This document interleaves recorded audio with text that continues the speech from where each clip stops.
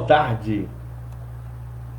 Estamos iniciando nesse momento a nossa lição bíblica de cunho aonde você vem aprender o discipulando com muito orgulho, com perseverança. Estamos aqui mais uma vez para poder nos transmitir esta mensagem maravilhosa. Hoje nós temos início para comemorarmos, nós chegamos aos 150 alunos, né? Que faz parte da sala Brilhantes Discipulado de Jesus. Esse discipulado tem como objetivo trazer a explanação e algumas doutrinas da Bíblia discernentes ao discipulado, ok? Aqui é a nossa fonte de busca e orientação para que nós possamos aprender a palavra de Deus. Eu tenho, antes de nós começarmos, algumas informações a passar para vocês. Estamos hoje na Pai do Senhor, meu amigo Valdemar, apologético, aonde hoje nós vamos falar sobre a lição O Reino de Deus já teve início, como eu havia falado anteriormente, que esta lição está dando o que render. Também fui levado para poder fazer duas réus, né? Uma convidando você a não ter vergonha de aceitar Jesus. Olha, Jesus diz lá no Evangelho de Mateus, bem no início do seu Evangelho, salvo engano, acho que é o capítulo 6 ou é 10, diz assim: aquele que se envergonha das minhas palavras, eu também me envergonharei dele. Mas aqueles que não se envergonham das minhas palavras, eu o confesso diante de meu Pai e dos anjos que estás no céu. Então não tenha vergonha das palavras de Jesus. Não tenha vergonha do Evangelho do nosso Senhor e Salvador Jesus Cristo.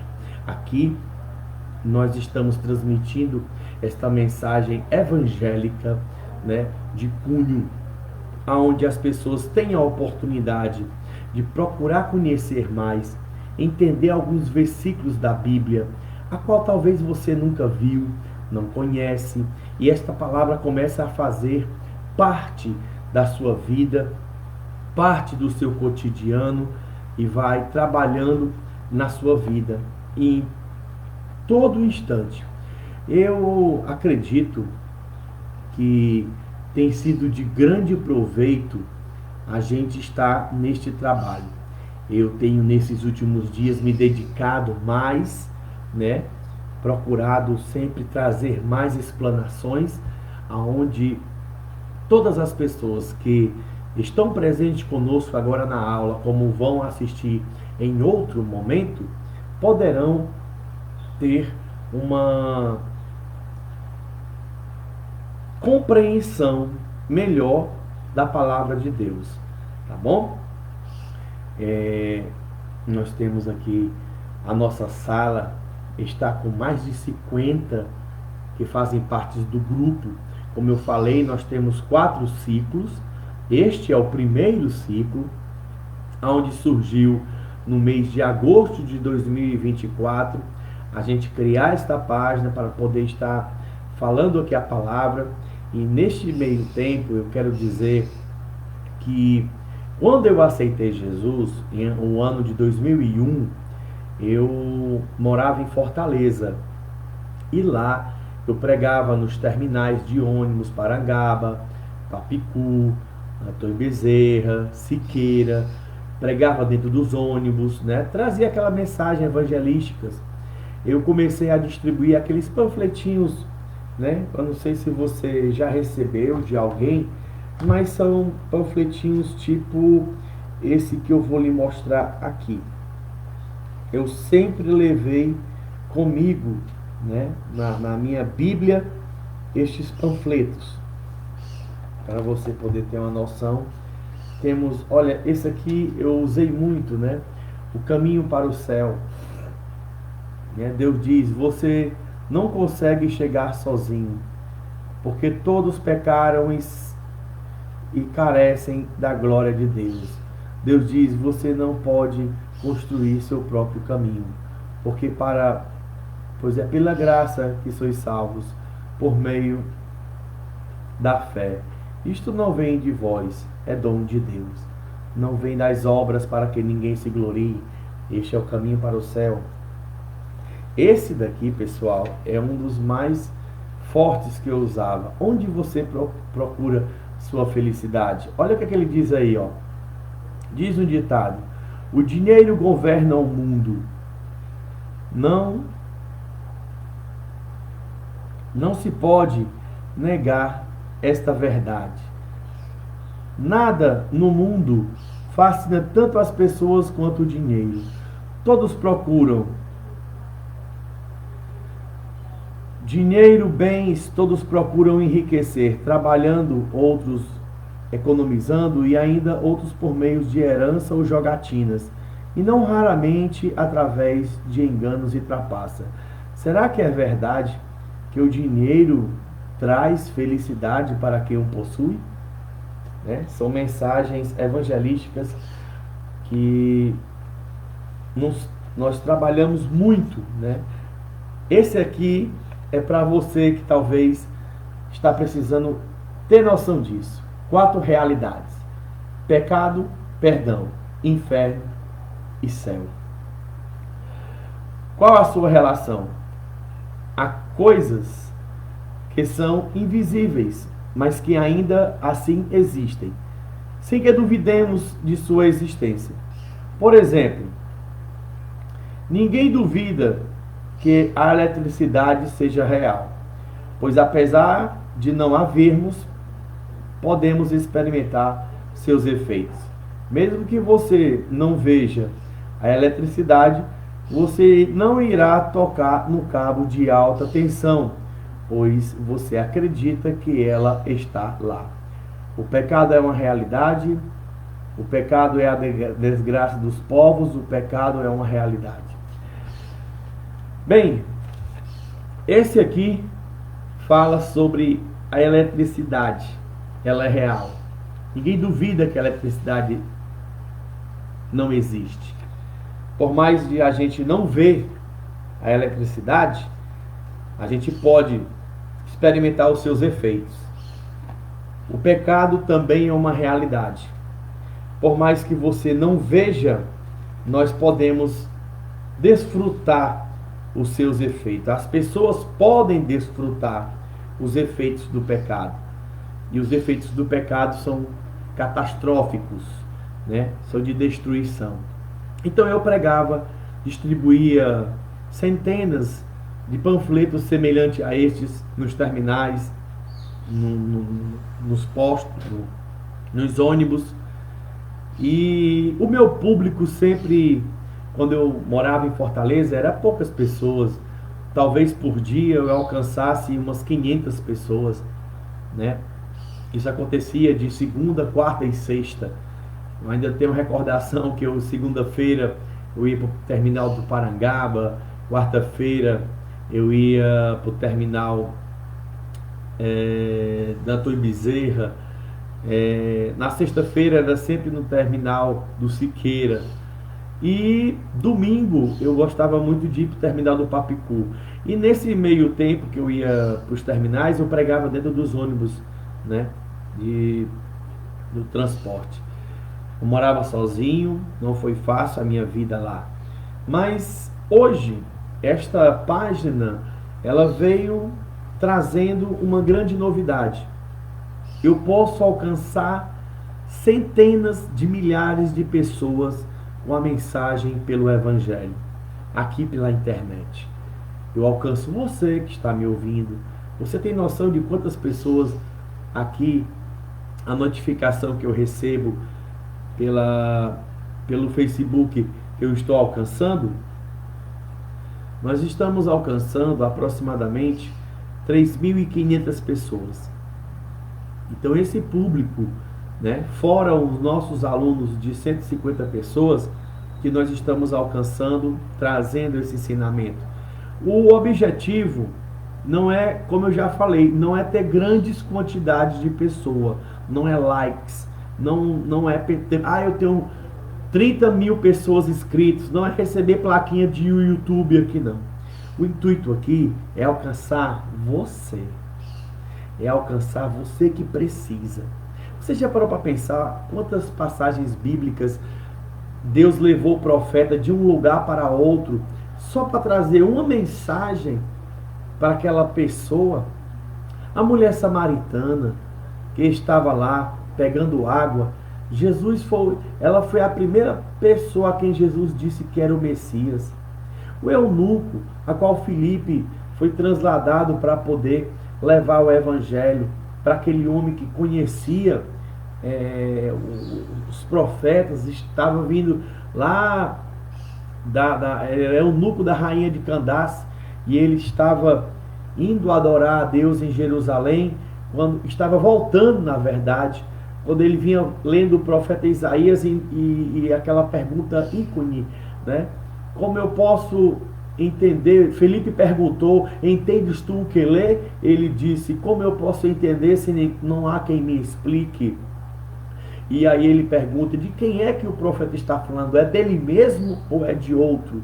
E ele disse: esse daí a quem o profeta está falando, ele não é dele mesmo que ele está falando. Ele está falando de Jesus Cristo, o Messias, que foi crucificado, que foi morto, mas ressuscitou ao terceiro dia. E é dito que todo aquele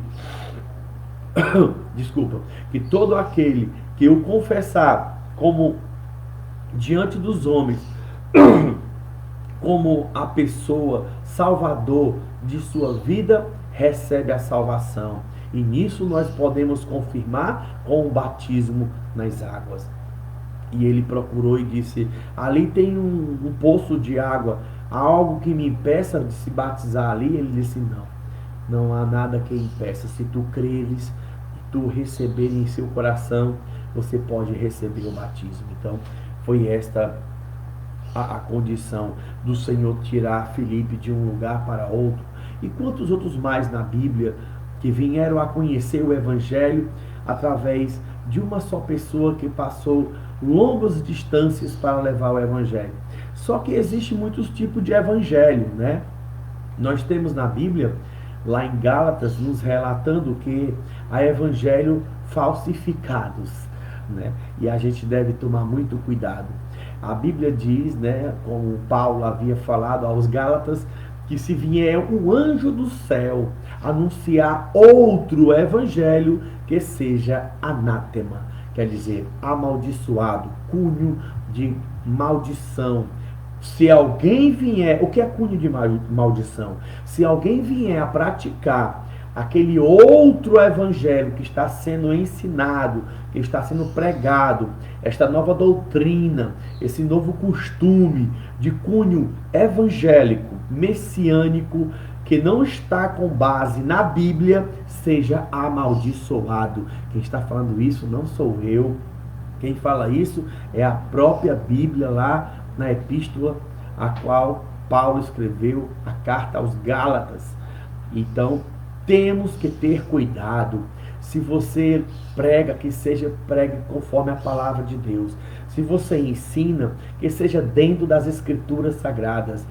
Sejamos como os crentes de Bereia, lá em Atos dos Apóstolos, que tudo que Paulo falava, eles examinavam para saber se realmente o que Paulo estava falando estava condizendo com o que eles estavam analisando, examinando. O próprio Jesus também disse no capítulo 5, versículo 39 de João, que aquele que observa, examinai as Escrituras, porque cuidam de ter nela a vida eterna, e são elas que de mim testificam. Então é muito importante. Mateus capítulo 22, versículo 29, errai por não conhecer as Escrituras nem o poder de Deus. O conhecimento da palavra é importante. A Bíblia é simples, não tem confusão. A confusão que nós temos aqui, que podemos encontrar, é o homem que coloca. E é isso que nós estamos destravando. Acharam que puderam parar o Evangelho. Acharam que puderam calar a boca do apóstolo Pedro. E o que aconteceu com o apóstolo Pedro? Pedro, no capítulo 5 de Atos dos Apóstolos, é importante o que eu estou trazendo para vocês, para que vocês tenham noção de quem é que está guiando este canal. Olha, se eu deixar de existir, se eu for perseguido, me matar em algum momento, e eu sumir, eu não tiver mais contato com a internet, vai ficar aqui, se a página não for derrubada. Mas nós não defamamos ninguém, nós não estamos tirando aqui, desrespeitando ninguém, nós estamos aqui apenas trazendo a explanação da palavra de Deus. No capítulo 5, no capítulo 5 inteiro, lá no no versículo 17, existe o relato aonde Pedro, um anjo, foi até a prisão onde Pedro estava aprisionado para não pregar mais o Evangelho. Lá no versículo 29, está escrito assim: respondeu Pedro e os apóstolos. Pedro não estava sozinho. Não, deixa eu ler aqui o versículo 26, para você poder compreender o que é que eu estou lendo. Olha só, no capítulo 5, versículo 26. Ouvindo isto, foi o capitão com os guardas e os trouxe, não com violência, porque temiam ser apedrejado pelo povo. E tendo-o trazido, os apresentaram ao sinédrio, e o sumo sacerdote o interrogou: não vos admoestamos que expressamente que não ensinasse esse nome? Contudo, encheste Jerusalém dessa vossa doutrina, e quereis lançar sobre nós o sangue desse homem? Respondeu Pedro: mas importa obedecer a Deus do que aos homens. Deus, com a sua destra, o elevou príncipe e salvador para dar a Israel o arrependimento e a remissão de pecados. Nós somos testemunha dessas palavras, nós e também o Espírito Santo, que deu Deus àquele que lhe obedecem. Olha só, nós somos testemunha dessas palavras, nós e também o Espírito Santo, que Deus deu àqueles que lhe obedecem. Nesse período aqui, o Espírito Santo havia descido sobre os apóstolos, a qual no dia de Pentecostes se manifestou de uma maneira surpreendente, trazendo a variedade de línguas, a interpretação de línguas, onde eles falavam em novas línguas e era de natureza evangelística, o cunho, aonde uma pessoa que nunca falou aquele idioma, em línguas estranhas, falava para poder anunciar o evangelho a outros povos, entre os gregos, entre os galileus que estavam por lá, que eram da Grécia, pessoas que eram de outros lugares, aonde eles começaram a ver eles falar no seu próprio idioma. Então, esta maneira de o Senhor estar se revelando, né, no dia de Pentecoste, desemboca hoje uma curiosidade para nós. Aonde está este fogo do Espírito Santo que nos traz esta performance para que nós possamos pregar o Evangelho, anunciar? Nós não devemos ficar só dentro de quatro paredes. A gente tem uma responsabilidade. Muitos de nós que conhecem a palavra de Deus, tem que levar o evangelho. Esse papel que eu estou fazendo aqui, ele é muito semelhante e louvável, porque eu estou levando a palavra de Deus. Eu tenho percebido que quando eu falo coisas que são erradas, que acontecem dentro das igrejas, por culpa de muitos líderes, as pessoas começam a se mostrar mais preocupados, atentos. Veja, se levantou um profeta. O que é profeta, meu irmão? Profeta é aquele que anuncia a palavra, é aquele que revela o oculto e escondido, porque não existe uma coisa tão oculta a qual o Senhor não venha revelar. Não existe uma coisa que esteja escondida a qual o Senhor não venha mostrar. E quem é que vai falar isso? É o profeta. É o profeta que vai falar a palavra de Deus. Então, quem é o maior profeta na igreja? É o pastor. Porque ele é quem traz maior parte da doutrina, da palavra. Então, o meu cunho aqui é explanação.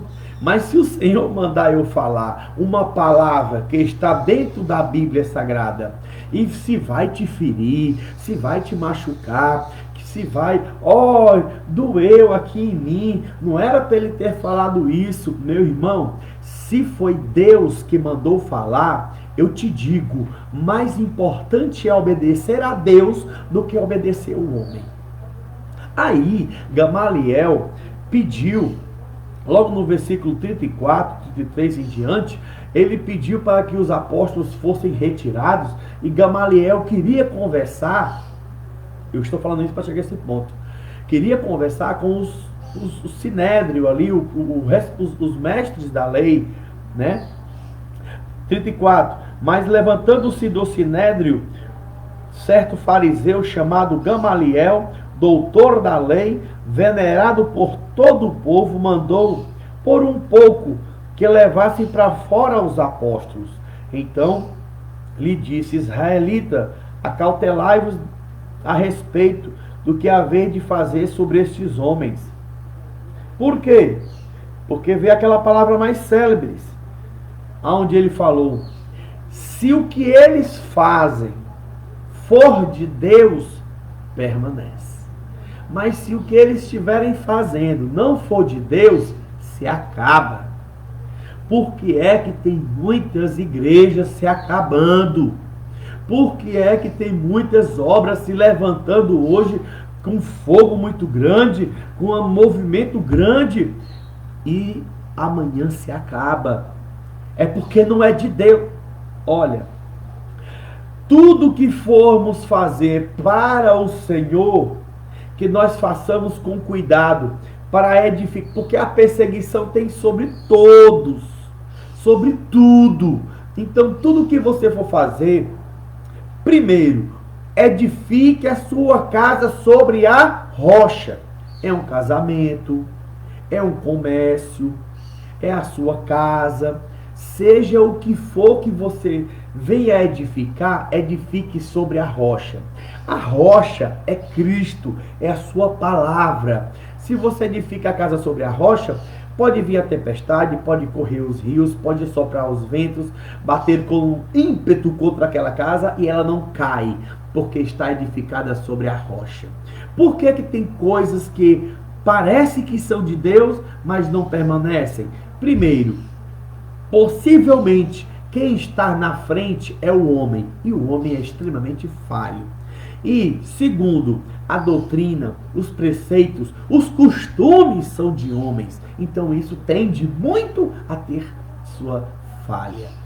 E aí, quando vem a tempestade, os rios batem com ímpeto contra aquela casa, sopra os ventos e cai. Porque grande vai ser a queda. Porque não estava edificada sobre a rocha, mas estava edificada sobre a areia. Ninguém edifica a casa na areia. A casa de areia está mais para barraca. É uma coisa provisória. Se você vai construir alguma coisa de cunho provisório, aí você constrói só para ganhar dinheiro, só para poder tentar arcar alguma renda, você vai ter decepções. Olha, não existe esse negócio de agradar muitas pessoas. Jesus não foi de agradar muitas pessoas. Eu acho que, de certa forma, Jesus Cristo, nesses dias, quando, ultimamente nesses dias, a palavra de Deus nunca foi tão dura para certo público de pessoas como nós estamos vivendo hoje. O Senhor pegou e disse assim: o que adianta ao homem, né, é, ganhar o mundo inteiro e perder a sua alma? Mas parece-se que é mais importante ao homem ganhar o mundo inteiro e também salvar a sua alma. Porque o mundo material parece hoje uma busca mais importante do que a salvação. Olha, existe uma explicação a respeito do dízimo que eu vi, né? Acho que é o Salmo 34 que diz que ninguém pode remir a seu irmão, porque o preço que foi pago pela sua alma é caríssimo. A Bíblia também diz que nossos atos de justiça é como trapo de imundícia. Fica bem claro aqui que não é pelos nossos esforços, não é pelo teu dízimo, não é pelo teu jejum, não é pela tua boa pregação, porque Jesus também disse: ai de vós naquele dia que vão dizer: Senhor, Senhor, não profetizamos em teu nome, em teu nome não fizemos maravilha, em teu nome não expulsamos demônio. Jesus vai dizer abertamente: apartai-vos de mim, vós que praticais a iniquidade. Nunca vos conheci. Quem são vocês? Então não se admire. O evangelho genuíno, o evangelho verdadeiro, é aquele que traz a palavra da verdade. Estamos cansados, meus irmãos, de ficar ouvindo tanta lorota. Estamos cansados de somente ouvir disse-me disse. É uns profetas que na verdade parecem mais uns blogueirinhos que ficam examinando a vida das pessoas. Olha, eu recentemente, porque assim, eu tenho treinamento em gestão de qualidade de pessoas. É de cunho MBA, que é Master Business Administration. Então, eu tenho esse cunho de faculdade que eu fiz em 2010. E eu cheguei para uma pessoa e disse assim: olha, se eu quiser saber da tua vida, eu vou lá no Facebook, no Instagram e faço um rápido exame e sei quem é você. Eu posso saber, através das suas fotos, qual é a vida que você mantém. Eu posso saber quem é o teu círculo de amizade, onde é que você gosta de andar, qual é o tipo de passeio que você faz, quem é a tua família, se você é uma pessoa que passeia com a família ou que você passeia somente com os amigos, se você ostenta alguma coisa. Dá para saber, meu irmão. Você acha que a gente é algum trouxa, é? A palavra de Deus é clara. A nossa vida, ela está exposta para o mundo, para que as pessoas possam aprender a saber quem é que está aqui na frente da tela falando com vocês. Quem é você?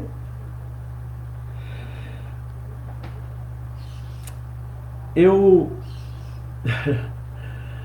me admiro muito, sabe, a certos momentos que tem acontecido na minha caminhada. E o Senhor, Ele tem sido assim, muito misericordioso com as pessoas. A nossa lição de hoje, ela vai ser um pouco diferente, porque, como já eu tenho falado, ela tem sido, essa lição de número 8, ela tem sido muito forte. O tema principal dela, do reino de Deus já teve início, ela fala sobre a rejeição de Jesus por causa dos seus irmãos, né? E isso atrapalhou muito o evangelho ser pregado, ou até mesmo ele operar milagres no meio do povo. Porque as pessoas não criam. Como ele era da família, ele disse assim: o profeta não tem honra senão na sua pátria. O profeta não tem honra a não ser na sua pátria, entre seus familiares ou no meio da sua família. Então fica difícil, né, a mensagem do evangelho ser pregada para uma pessoa da mesma família. Foi Jesus que disse.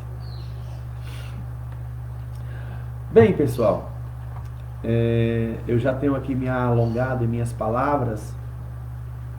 E como eu disse, que a gente... É fácil examinar quem é uma pessoa. É fácil a gente bater o checklist aqui de quem é quem. Agora eu te digo uma coisa. O homem natural não compreende as coisas do Espírito de Deus, porque lhe parecem loucuras e não pode entendê-las porque elas não discernem espiritualmente. Mas o homem espiritual discerne bem tudo, mas ele de ninguém é discernido. O que eu quero dizer isso? O homem espiritual não dá para poder pegar ele na internet e ver ele quem é a vida dele, não. Porque o homem espiritual não fica postando a sua vida, do que é que você faz, o que deixa de fazer.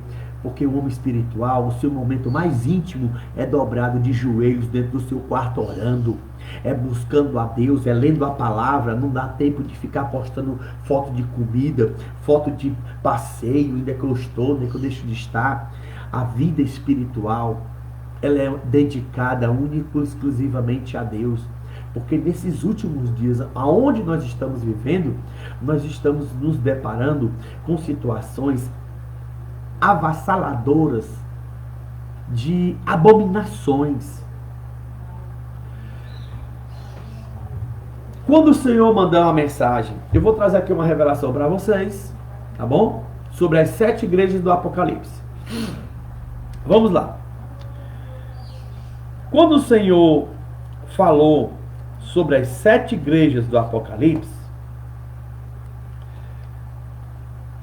é simples o que eu vou falar aqui. Não é complicado não, é um bizu. É um bizu que qualquer pessoa, só nesse toque que eu vou dar, já disse, oi, por que eu não pensei nisso antes? Pois é. Né? É aquele toque lá que deu pro eunuco. De que ele está falando? É dele mesmo ou é do outro? É só um toque. E eu acredito que, depois de eu ler isso aqui, as 7 igrejas da Ásia, a gente vai só ler aqui a conclusão e a gente finaliza, tá bom? Fica finalizado a lição de número 8, porque ela é dentro de tudo que eu vim a falar. Eu estou quase falando aqui, oh glória.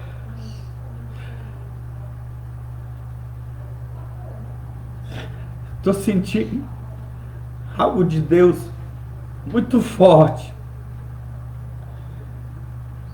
Eu fiz uma reel no Instagram falando com os desigrejados. E eu disse, né, levado por o Espírito de Deus, que muitas dessas pessoas foram decepcionadas, viram coisas que não deveriam ver. Líderes foram sacanas, foram pessoas que deram calote, que foram falsos, fizeram coisas erradas, só se preocuparam com o dinheiro, com a ganância, com o lucro, deram calote em pessoas, e muitas pessoas, mas muitas pessoas estão desigrejados, estão sem se congregar. Não é afastado, é diferente de quem se afasta do Evangelho. São desigrejados.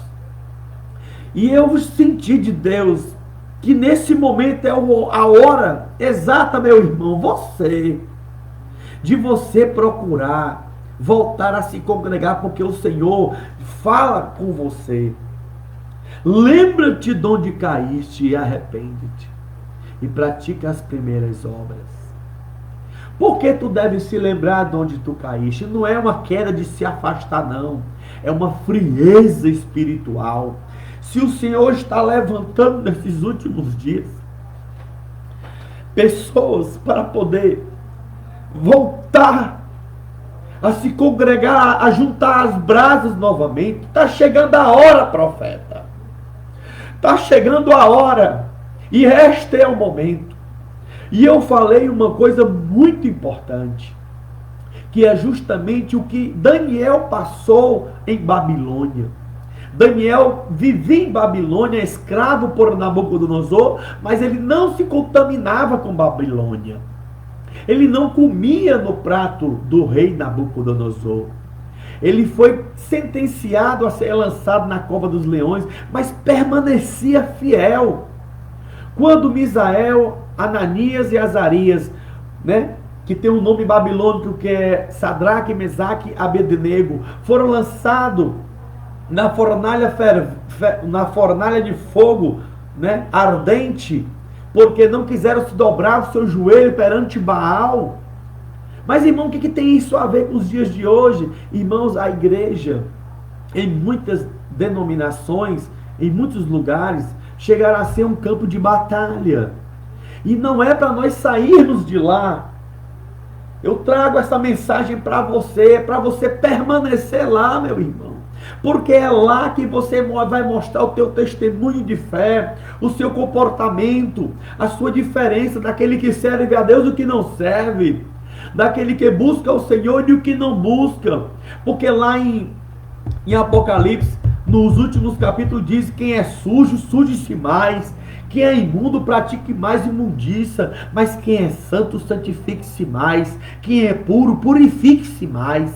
Então, a palavra de Deus não te proíbe viver uma vida desregrada, mas a palavra de Deus te orienta a tu buscar mais, não se afastar, não deixar de se... Lá em Hebreus capítulo... Eu não sei agora o capítulo. Lá em Hebreus diz: não deixando a nossa congregação, como é costume de alguns, por motivo de decepção, por motivo de perseguição, por algum motivo do que você viu e não concordou. Irmão, não deixe de se congregar. O Senhor quer te usar. Como é que o Senhor vai te usar se tu não estiver no lugar onde Ele te chamou, meu irmão? Está na hora, profeta. Está na hora de você voltar. Não é que você esteja afastado, não. É porque está chegando o momento exato. Tu não está sentindo esse fogo ardendo no coração, não. Isso aqui é uma internet, meu irmão. Não existe isso. Isso aqui está existindo agora, meu irmão. Os dois discípulos no caminho de Emaús estavam andando, conversando. Aproximou-se um viajante e ali eles começaram a conversar. E eles se alegravam ali, falando. E aquele viajante disse: o que é que vocês estão conversando? E tu é o único peregrino, forasteiro, que não sabe das boas novas? E foram começando a explanar e a falar sobre esse Jesus, que desde Isaías, desde lá de Moisés, e falavam que ele era o que viria restaurar Israel. Até o momento daquele viajante se revelar para eles e eles verem que era o próprio Jesus que eles conversavam. Aí eles diziam assim, essa passagem é uma passagem ícone: não ardia em nosso coração quando nós falávamos? Não arde agora no teu coração do que está acontecendo? Não endureçais o vosso coração quando ouvides a voz do Senhor teu Deus. Eu não sei por quanto tempo Deus vai estar proporcionando oportunidade para você. Olha quantas coisas ruins tu passou. Eu passei. O Senhor me deu chance e em algum momento eu aproveitei a oportunidade. E aqui estou. Você não é diferente de mim, não, meu irmão. Aqui não tem ninguém nem melhor, nem pior do que ninguém. Só basta dar lugar. Se tu der lugar, o Senhor vai fazer a obra. Em Apocalipse nós temos 7 igrejas. A igreja de Éfeso, Esmirna, Pérgamo, Tiatira, Sardes, Filadélfia e Laodiceia. Todas essas igrejas, o Senhor falava assim. A primeira, Éfeso. Tem uma passagem que o Senhor fala desta maneira.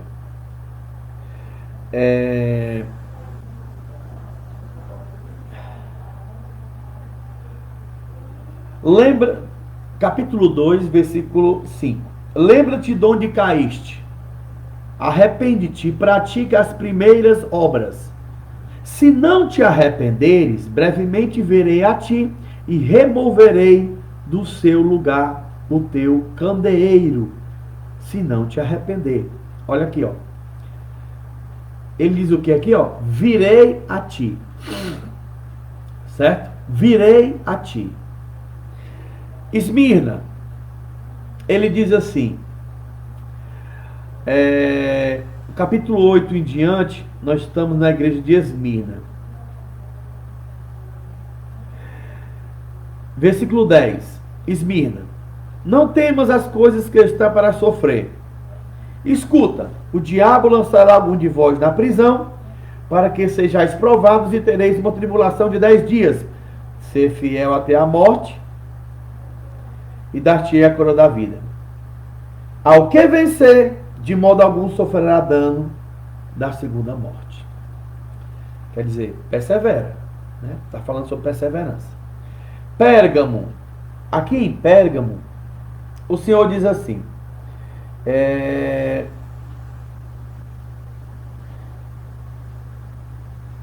aqui, versículo 13 já.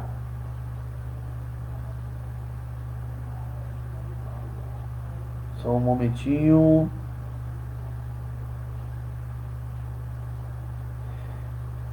Pérgamo 16. Arrepende, pois, senão em breve virei a ti. Em breve virei a ti. Certo? Tiatira, já a partir do versículo 18, ele diz assim, em Tiatira,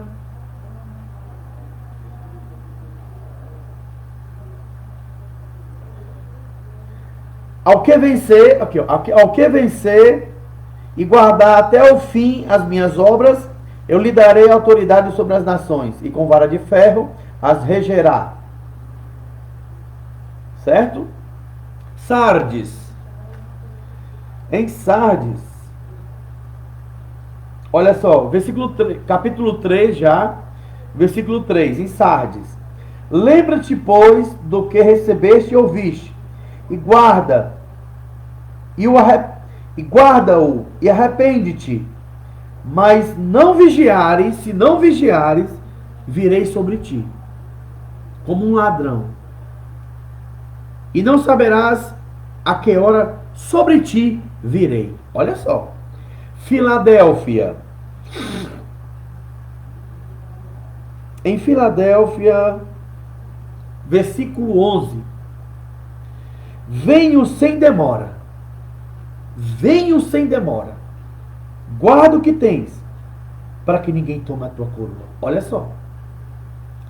Laodiceia. Versículo 20. Eis que estou à porta e bato. Se alguém ouvir minha voz e abrir a porta, eu entrarei em tua casa, e com ele cearei e ele contigo. A última igreja. Eu quero pedir a atenção de vocês, porque assim, isso que eu estou aqui passando para vocês, não veio da minha cabeça, tá bom?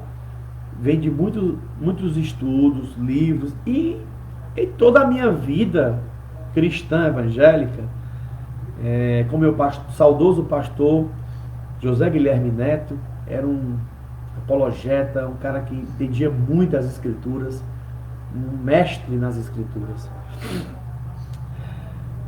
E o que eu vou passar aqui agora, é uma coisa bem simples. Você pode discordar de mim, como você vai ver que eu vou falar coisas que você também já sabe. Vamos lá. As 7 igrejas da Ásia, tá bom? As 7 igrejas da Ásia, elas foram escritas, e o desdobramento desta revelação são 7 igrejas que trouxe advertência, incentivo, e em todas elas o Senhor fala: virei sobre ti, ao que vencer, ser fiel até a morte, dar-te-ei a coroa da vida. Mas se não vigiares, virei sobre ti, ao que vencer, até o fim das minhas obras.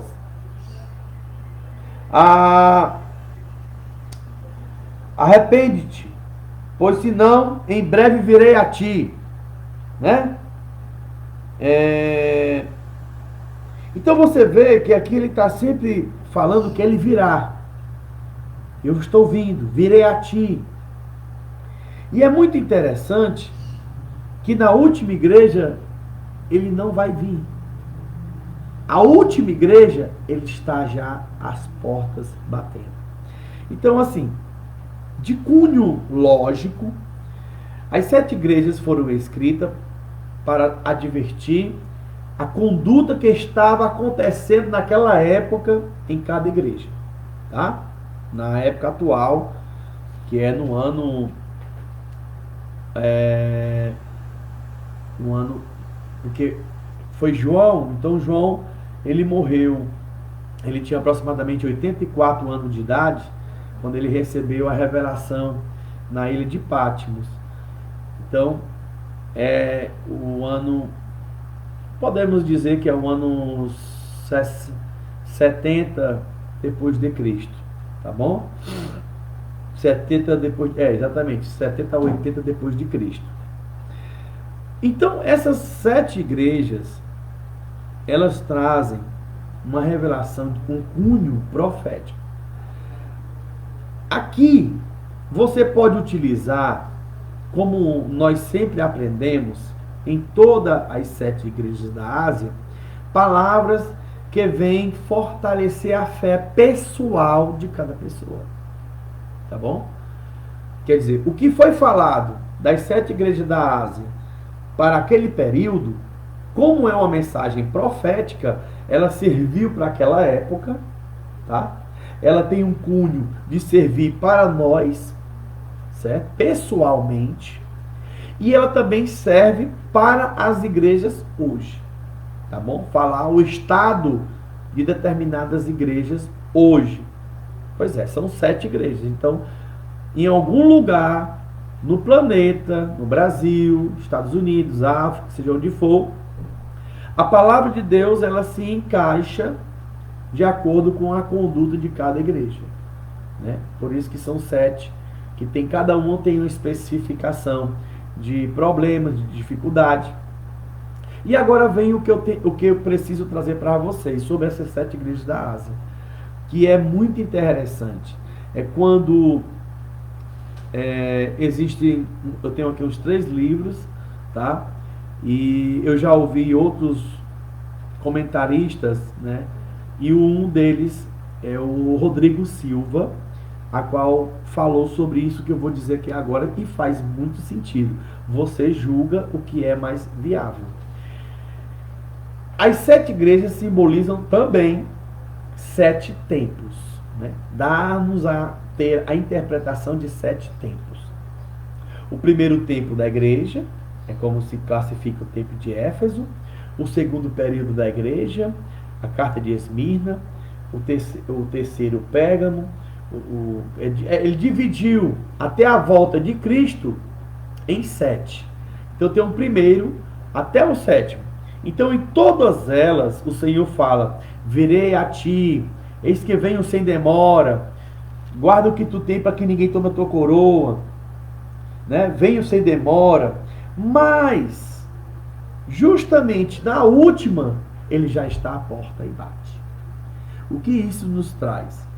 Que você prestar bem atenção, justamente a última igreja que nós classificamos, né? Eu tenho essa visão também por 7 tempos, tá? Como eu disse, essa palavra do Apocalipse, ela é de cunho profético. Você pode trazer por aquele período, você pode trazer para as igrejas hoje, você pode trazer pessoal, para cada pessoa, essa mensagem, e ele tem esse cunho profético de ser 7 tempos. E é justamente hoje o que nós vemos nas igrejas, o que nós possamos perceber, o que está acontecendo hoje, com esta frieza espiritual, esse mundanismo dentro das igrejas. O que você vê aqui? A Laodiceia, ela diz uma coisa que é assustador.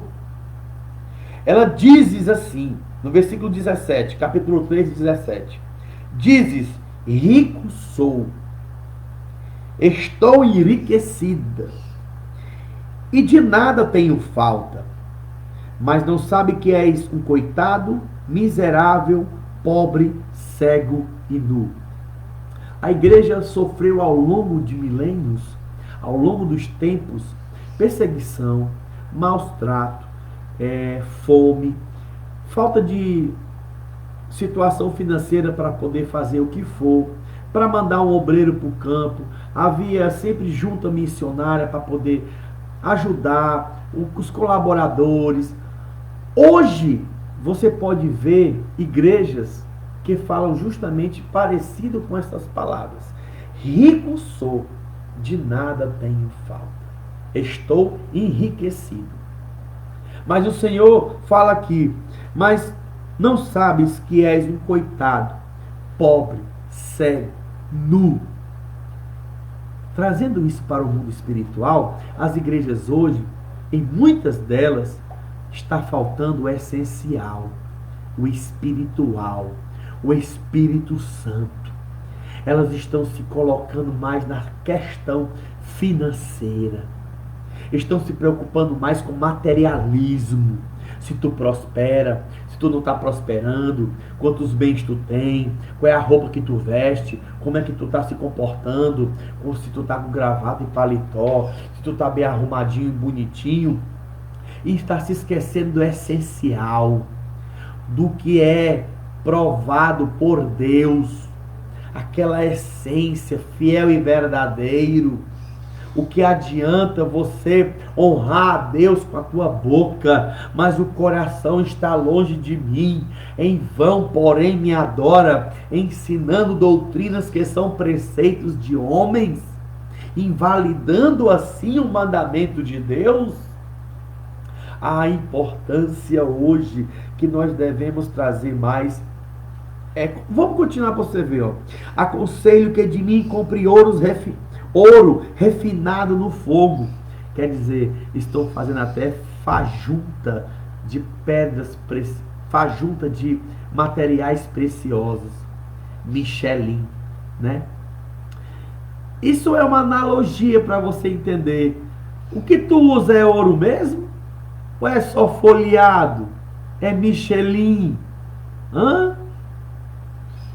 O Senhor, aqui é uma palavra, não é para a gente comprar, por favor, né? Aqui não é para você estar comprando ouro puro, não. Ele está falando de uma maneira, de uma metáfora, para que você entenda. Se você for comprar ouro, tu vai comprar um ouro sem qualidade? Como é que você sabe se é ouro? Provado no fogo. Porque o ouro no fogo, ele suporta uma temperatura de aproximadamente 1800 graus Celsius. Aí quando tiver a prata, o ferro, ele derrete e o ouro fica. Por isso que o ouro é um dos materiais mais puros que existem. Porque para chegar até a temperatura do ouro, o que tiver aqui de impureza, seja o ferro, o cobre, o alumínio, ele derrete, cai e o ouro permanece.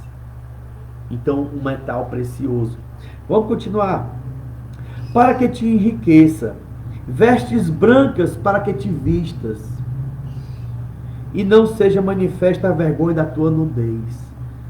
Eu não vou nem entrar nessa questão das vestes, porque a mulher que se preza, ela não anda com indecência.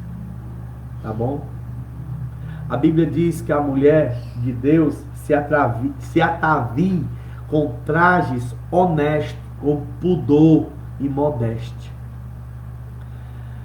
Olha, é inevitável o que nós estamos vendo hoje. O comportamento de muitas mulheres que se prezam, né, em cuidar do seu corpo, em fazer as suas exercícios físicos, mas parece mais uma preocupação de vitrine, né? Onde usam roupas que trazem todo o desenho do seu corpo para poder chamar a atenção.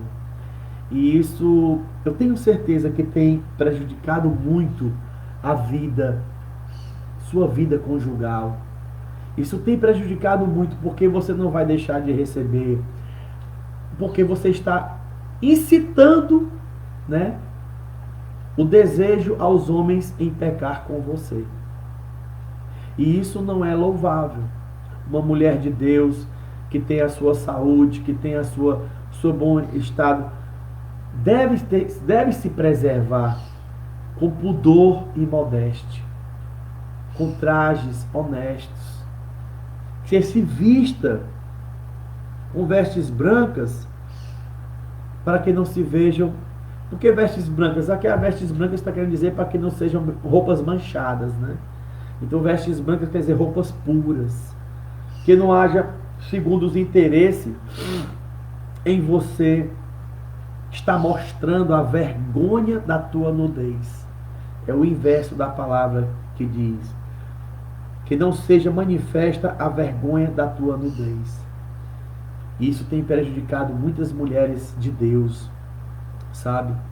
É do mesmo jeito que as pessoas, homens de Deus, se deixam levar, seja por jogatina, seja por algum tipo de escândalos, ficou desigrejado.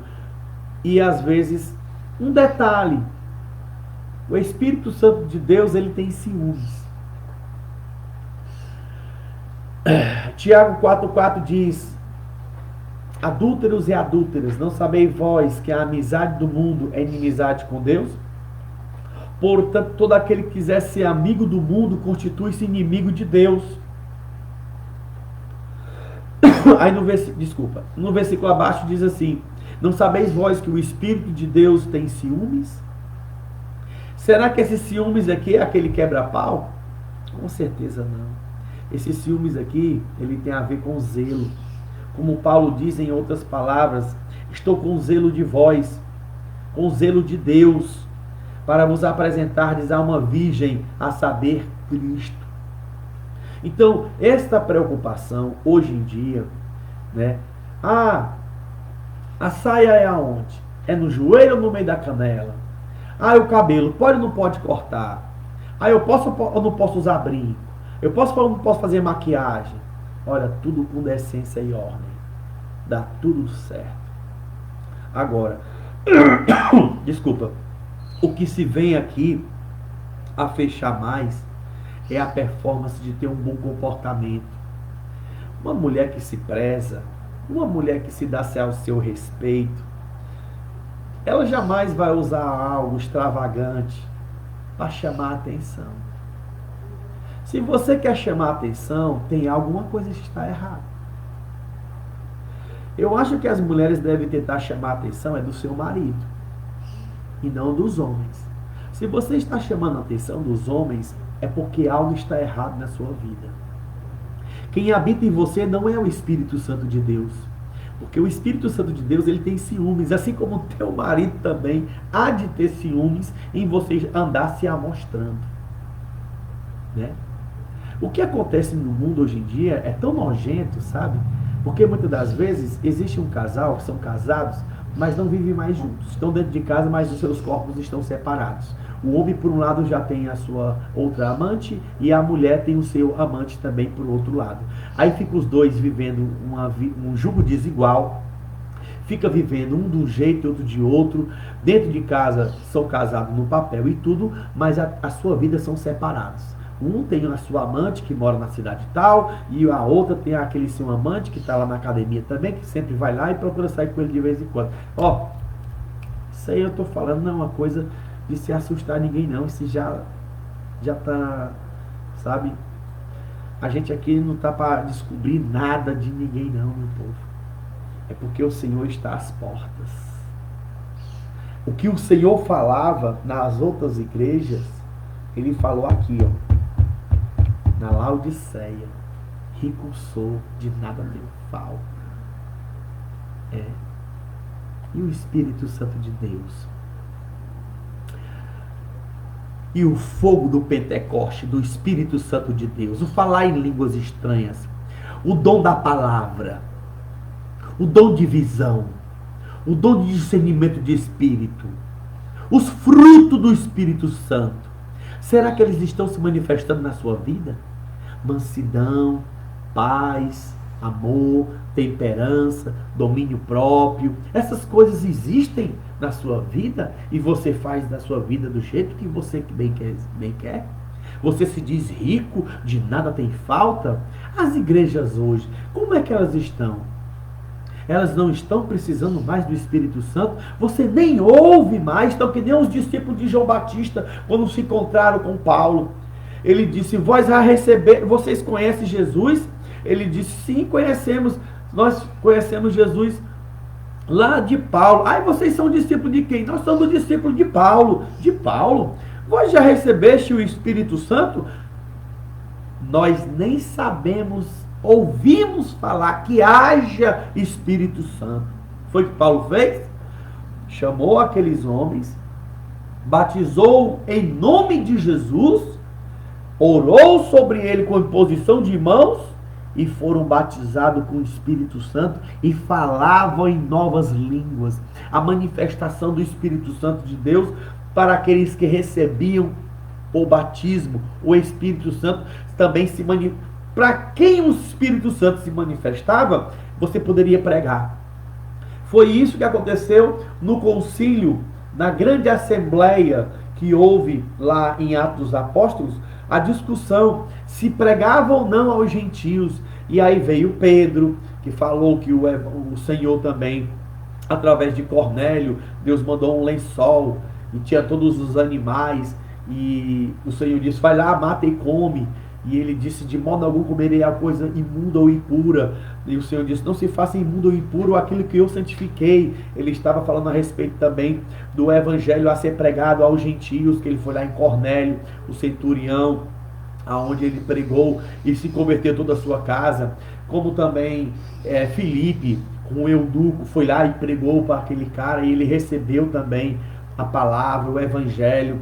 E assim foi Paulo, inúmeras vezes pessoas estavam recebendo e sendo batizadas com o Espírito Santo, e o sinal era falar em línguas estranhas. Hoje eu lhe pergunto, este sinal existe na sua igreja? Está acontecendo esse sinal hoje? Ou vocês estão em uma situação de dizer, não tenho falta de nada, rico sou, estou enriquecido? Pois o Senhor não vai mais dizer, breve virei a ti, te arrepende, eis que estou à porta e bato. Esta igreja de hoje, deste tempo, é a igreja do arrebatamento. Porque está aqui, a profecia é clara, são 7 tempos. O Senhor e todas as outras 6 igrejas, breve virei, olhe, venho sem demora. Ele está sempre falando para ter paciência. Guarda o que tu tem para que ninguém tome a tua coroa. Breve virei. Mas quando ele chega aqui, na igreja de Laodiceia, que é o último período, a igreja está completamente desordenada, completamente sem conduta. Não tem mais vestes para que se vista. O ouro é qualquer ouro, e ela é rica. E Jesus aqui está mostrando que está, olha só, aconselho que de mim compre ouro refinado no fogo. Quer dizer, se não é refinado, é ouro falso. Então há muita falsidade.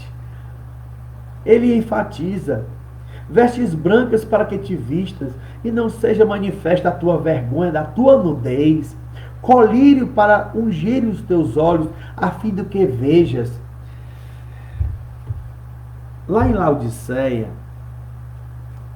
haviam 2 coisas importantes que aconteciam na cidade de Laodiceia.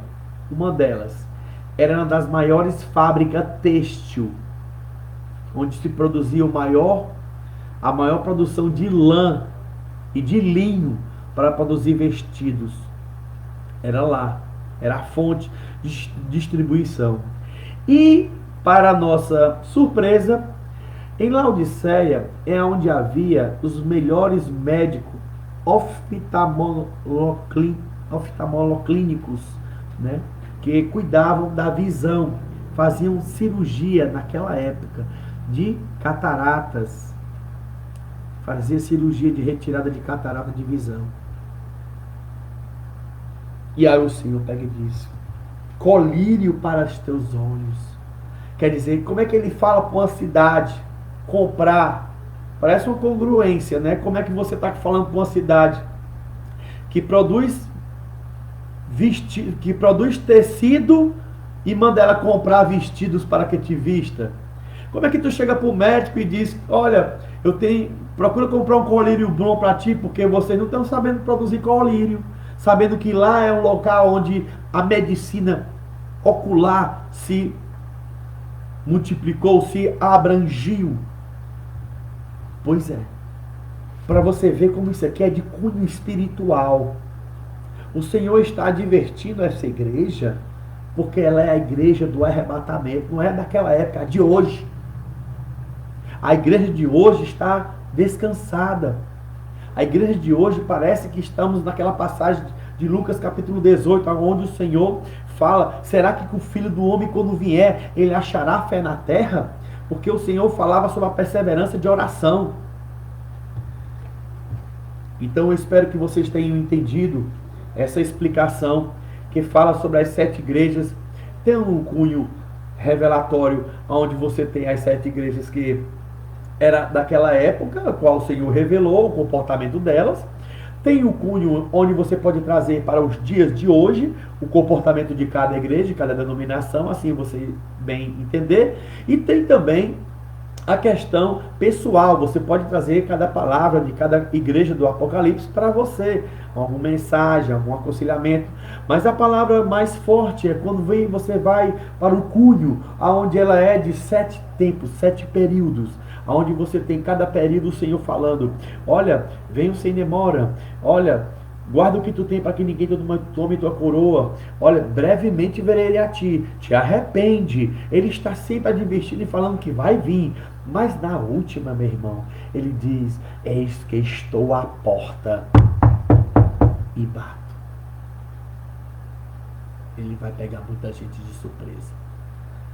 Os sinais estão aí, os movimentos, o zum, zum, zum do anticristo, né, da besta, do falso profeta, da marca da besta, muitas coisas já estão se manifestando. Então, meus amados irmãos, que Deus abençoe a todos. Vamos aqui só dar uma reprisa bem rápido, né?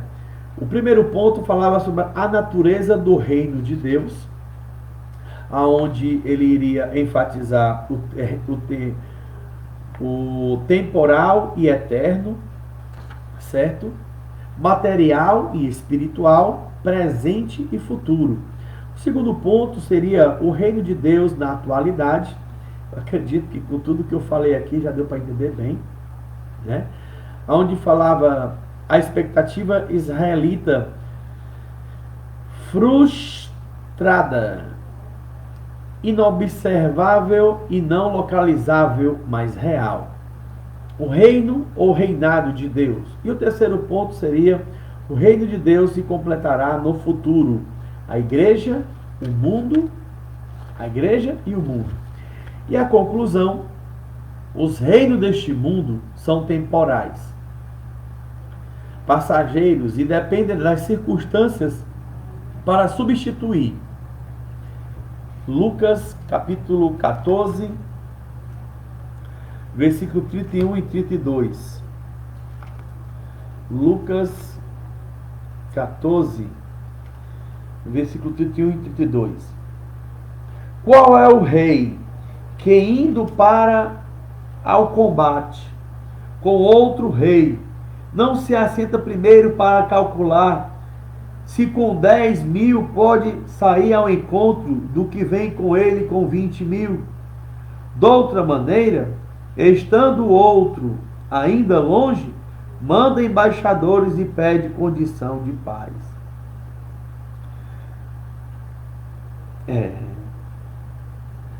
Da mesma forma, qualquer de vós que não renunciar tudo o que tem, não pode ser meu discípulo. Bom é o sal, mas se tornar insípido, como há de restaurar-lhe o sabor? O reino deste mundo são temporais e passageiros, e dependem das circunstâncias para substituir. O reinado de Deus já é uma realidade na vida de todos aqueles que acolheram a mensagem do Evangelho. Já a plenitude do reino de Deus será uma realidade definitiva quando o Senhor Jesus voltar à terra. Enquanto isso não acontece, vivamos de forma digna de cidadão do reino dos céus. Pessoal, que Deus abençoe a todos, em nome de Jesus. Você que está vendo nosso canal, você que chegou até aqui, no final, nos ouvindo, não deixe de nos curtir a nossa página, Sala Brilhantes Discipulando de Jesus. Dá nosso like lá, curte. Fala para alguém que precisa ouvir uma palavra, o aconselhamento, né? Aprender mais a palavra de Deus, conhecer mais as Escrituras Sagradas. Eu tenho certeza que a gente está aqui sempre se dedicando para que, se você fale, que fale segundo as palavras de Deus. Que Deus abençoe a todos, te guarde. Vamos fazer uma rápida oração para finalizar a lição de número 8. Senhor nosso Deus e Pai, muito obrigado, Senhor. Que a tua graça e a tua misericórdia cubra cada um de nós.